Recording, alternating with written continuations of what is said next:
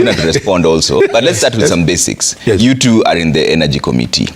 Here's some few facts, okay? The landing cost of super petrol, as we speak, is 115 shillings and 93 cents. 115? Okay? Landing cost, 115 shillings and 93 cents. And this was explained very well by Yvonne Okwara on the explainer. Yeah. Diesel landing cost is 117 shillings and 63 cents. Kerosene landing cost is 123 shillings and 78 cents.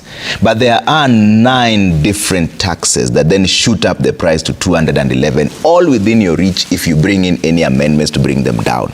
We have the excise duty, we have the road maintenance levy, we have the petroleum development levy, we have the petroleum regulatory levy, we have the railway development levy, we have the anti-adulteration levy, merchant shipping levy, import declaration fee, and then there's VAT.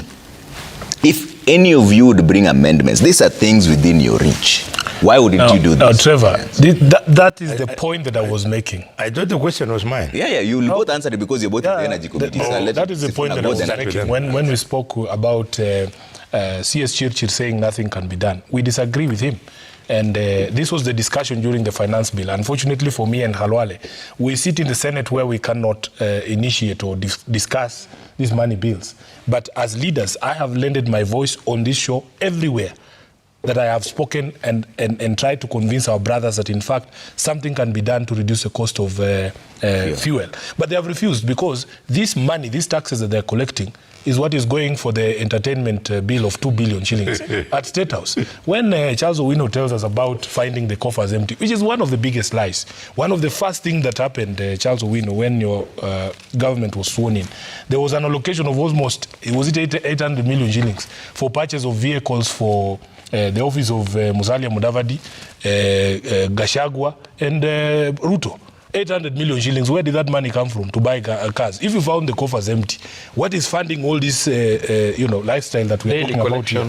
So let's address some of the things that Khalwale has also mentioned. He'll talk about the taxes and whether him, as a leader in Kenya Kwanza, can convince his government or his leadership to reduce some of those taxes. Just even the VAT alone, I said 14 shillings, if you reduce 14 shillings on the price of fuel, you have helped Kenyans. Now, he has alluded to the fact that Sifuna has changed. First of all, I will never change, Trevor.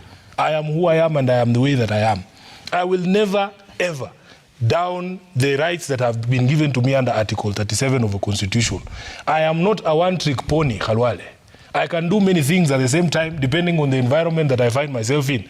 Even if today we are unable to convince you in the bipartisan talks and we decide we're going back to the streets, I ride with my sufuria in my car. When we leave here, Trevor, that sufuria that I wear on my head is still in my car because at any moment, at very short notice, I might be required to be in the streets. And that is what my constitution guarantees me.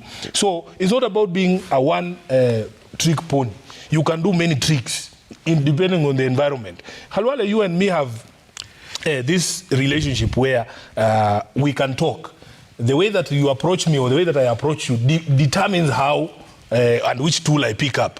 If you come with a stone, like you did in Kibera, you also found out that I also have stones, you know. So, but if you sit in your nice suit like this, the way we sit in the Energy Committee, and we say, let us look at the issues that affect Kenyans, we come up with legislation. So it is not to say that Sifuna has changed, and I will never change. I want to give that assurance to Kenyans. We say you have improved.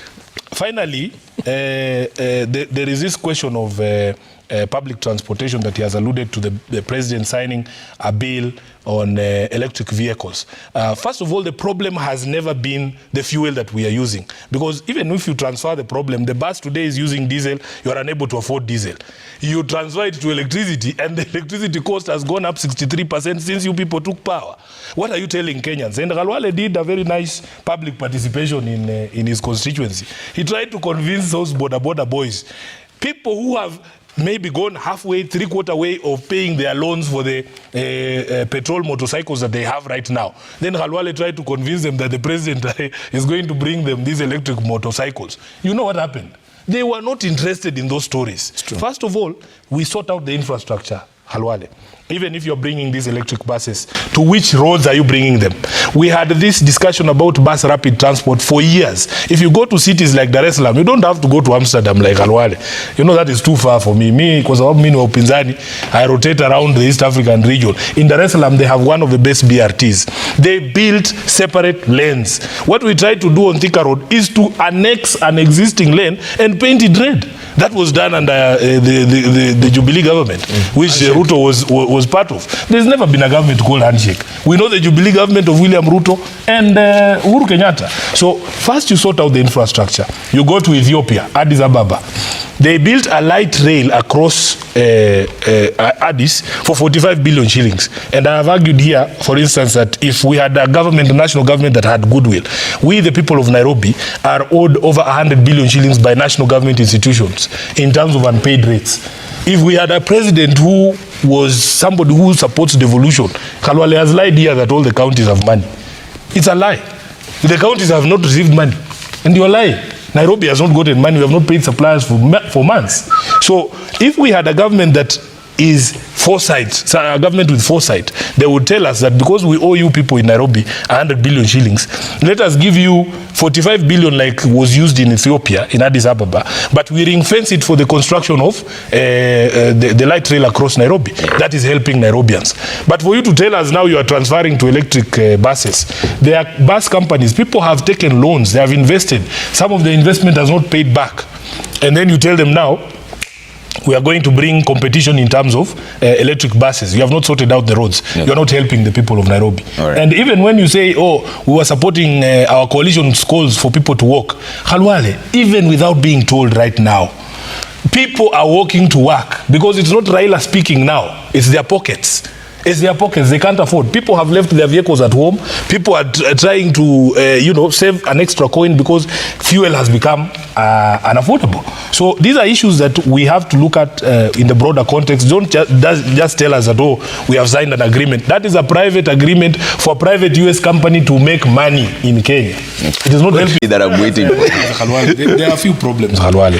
Moses Kuria is not new to public discourse in this country. Yeah. By the time he was being appointed, Moses Kuria was a poster child of ethnic contempt in this country. I do not think there's anybody in this country who's been charged more times than Moses Kuria for ethnic contempt, especially some of the things that he has said about communities from Western Kenya and the Luos in particular. Whereas I acknowledge that no convictions have come out of those cases. It is something that is widely acknowledged that this is somebody who has a loose tongue and who should have never even been considered in the first place to be a cabinet secretary in this country. The problem is with the appointing authority, and I will demonstrate to you that even at the point of approval, Khalwale, you said nothing. You kept quiet. You knew this was coming because we all know these people and who they are. Now, there is no way, if you put you and me, we keep chicken. When you want chicks, when you are selecting the eggs to put in the chicken so that you get chicks, if you take an egg that is already rotten, Khalwale, it doesn't matter how warm that chicken is. There is no chick that is going to come in. You get a bad egg in, after 21 days, you will still get a bad egg. That is Moses Kuria for you. This is not the first time, for instance, when David Ndii is speaking in the tone and language that he's speaking to the people. It happened a few months ago, and the president, while addressing a conference here, I think it was a conference of women at KICC, he singled David Ndii out for praise. Said, this is the guy now who knows what he's doing, And the problem with all these people is that, in fact, the greatest point that we should not lose is what they are telling us, what they are confirming, is that this is a Pata Potea government, that it's trial and error, that they don't know what they are doing. We want the same confidence. When you were standing up speaking to Kenyans during the campaign, saying you know how to fix the price of fuel, where is that bravado? Where is that confidence? It is a crime. Obtaining anything by false pretenses, obtaining the office of head of state by pretending you know what you're going to do in order to assuage the lives of Kenyans. If you look at the papers here, they told us that we should wait for the price of unga to come down after the harvest. The farmers are telling us a different story, Khalwale. And here in Nairobi, we don't grow food. We were told that while we are in the streets, you people are busy in the farms. The farmers are telling you that because of the cost of Standard diesel, page 6. Yes, standard. It's not page 6. I saw it somewhere here.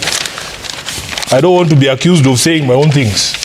That because of the price of diesel, yes, we are not going to enjoy any reprieve in the prices of fuel, in the prices of food. Yeah. And this is what we've been saying, that in fact, when you see even CS Davis Chirchir saying that, oh, for the price of fuel, there's nothing that we can do. It is not true, Khalwale.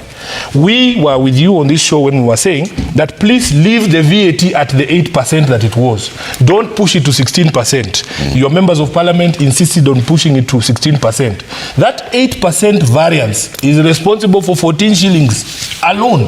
That 8% alone is responsible for 14 shillings on a litre of petrol, on a litre of diesel, on a litre of kerosene. You and me, Khalwale, because God has blessed us, we are now in leadership positions. We don't use kerosene. But we remember we used to be poor. Because I know you were not born in privilege. I wasn't born in privilege. We used to use kerosene. If you raise the price of kerosene by 33 shillings, you're not punishing the senators in Nairobi. You're not punishing Khalwale or Sifuna. You are punishing the people at the very bottom of the pyramid. Yeah. So what we are saying is this, Trevor. The problem is the appointing authority. I would not be surprised. These friends of mine in UDA are expecting that when Ruto comes back, he will fire David Ndii and CS Moses Kuria. I would not be surprised if in fact he comes and even praises them even more, the way he did the last time that David Ndii was out of tone. So for us, please help the people. Help the people. We can fight our politics here and there, but if an economic advisor is there and is telling us even this is pata potea, the patient might still die. We don't know what we are doing. We are trying this, we are trying that, but we don't know what we are doing. It is the most unfortunate thing to come from somebody in that office. Okay, when is that your reading as well, that the government doesn't seem to know what it's doing? Because if Integrity Act, it is actually a crime for which you should be jailed for a public officer to give false information to the public. So that when William Ruto was deputy president, first you must acknowledge that the debt that we are discussing here was piled up during the period when he was deputy president of the republic from 2013 to 2022. And there has to be some level of responsibility that he takes in that particular problem. Number two, when he was addressing the cost of fuel the last time as deputy president, I remember him speaking outside the deputy president's official residence, flanked by the usual gang that have now ended up as cabinet secretary. And at that particular time, for him, the war in Ukraine had no relation whatsoever to the question of cost of living in this country. Climate change was not a factor for him. In fact, he singled out state capture and cartels within the oil sector as the single reason why Kenyans were paying very high prices at the pump. Now, he is there now. He's there now. He told us that within us, I think it was 90 days, he will destroy all these cartels. And for the first time in the history of this country, fuel is retailing at above 200 shillings. That is the legacy that William Ruto is leaving. So what happened to that story? Where is the sense of responsibility? Will we see Ruto come and say, sorry to the Mwananchi, to the Wanjiku, to the border person and the Mamamboga, that I lied to you? And that, as David Ndii says, you are fools to have believed my lies. And that now, because you know they also claim to be very prayerful people. At the very least, will we see some penance that they will go for repentance? Can we call a crusade? You know, they like those things. For national repentance of the people who found themselves in power through false pretenses. Can they come to Kenyans and own up and say, yes, we did? We said, these are things he said. Let him finish. These are things he said. He's on public record. At the very minimum, they owe Kenyans an apology. Let them come out and say, yes, we lied to get or to obtain your vote. We don't know what we are doing, but we need help. We need help. And I have told my brothers here off the record that in fact this country has a lot of talent. And that talent, we are not saying that you include people from Azimio. No, we are not interested. Even within Kenya Kwanza, there are people who I know for a fact have capacity to do better than people like Moses Kuria and these other clowns that are in public office. So why can't we avail ourselves? Why can't the president avail himself of the talent that is within UDA? That we know for a fact are much better, can perform better than the people that he has banked on. So what we expect is, at the very minimum, an apology, an acknowledgement that yes, we fooled you, you are fools, but at the very minimum, we are sorry. Then number two, some of the discussions that are coming from my brother here, I am also very impressed that you have learned very much from Raila because he was the infrastructure envoy in Africa for the AU. And some of the discussions that we are having here are things that we have seen and spoken about for a very long time. For instance, the question of power from the DRC, it is Baba who was championing the construction of the Inga Dam that would sort out the entire region in terms of the sort of power that we expect to have. We import power from Ethiopia, and by the way, even though it comes all the way from Ethiopia, it is cheaper than some of these IPPs here. It is one of the cheapest. I think they told us it's less than 6 US cents per kilowatt hour. And if you compare with IPPs that are producing here, 4 or 5 times more than that. So it is something to be encouraged, the construction of all those road corridors that he's talking about.